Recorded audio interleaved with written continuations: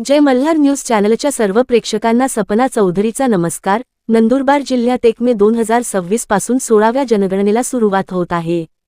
या महत्त्वपूर्ण राष्ट्रीय प्रक्रियेसाठी प्रशासन पूर्णपणे सज्ज असून 3000हून अधिक कर्मचारी कार्यरत आहेत।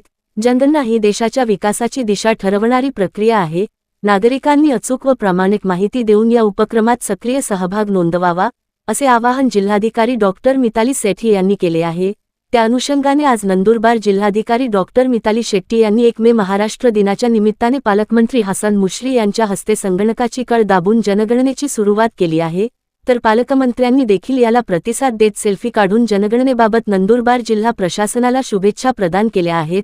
यावेळी जिल्हाधिकारी डॉक्टर मिताली सेठी यांच्यासह अप्पर जिल्हाधिकारी धनंजय गोगटे, निवासी उपजिल्हाधिकारी आशा संघवी, जिल्हा पोलीस अधीक्षक श्रवण दत्तयेस, अप्पर पोलीस अधीक्षक अशित कांबळे, नंदुरबार तहसील कार्यालयाचे नायब तहसीलदार सुरेखा जगताप आदी उपस्थित होते।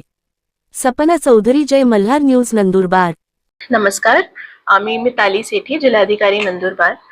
माझ्या जिल्ह्यातील सर्व नागरिकांना आवाहन करते की भारत सरकारतर्फे राबवण्यात येणारी जनगणना 2027 ही देशातील सर्वात मोठी व महत्त्वाची प्रशासकीय प्रक्रिया आहे। या प्रक्रियेच्या पहिल्या टप्प्यात दिनांक 1 मे ते 15 मे 2026 या कालावधीत स्वयंगणना मोबाईल ॲपद्वारे करण्यात येणार आहे। नागरिकांनी जे संकेतस्थळ इथे दर्शवलं आहे, या संकेतस्थळावर जाऊन स्वतःची तसेच आपल्या कुटुंबातील सदस्यांची अचूक व संपूर्ण माहिती भरावी, असं मी सर्वांना आवाहन करते।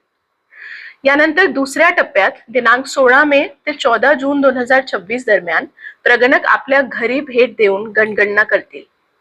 यावेळी त्यांनी विचारलेल्या सर्व प्रश्नांची योग्य, प्रामाणिक व पूर्ण माहिती देणे प्रत्येक नागरिकाचे कर्तव्य आहे।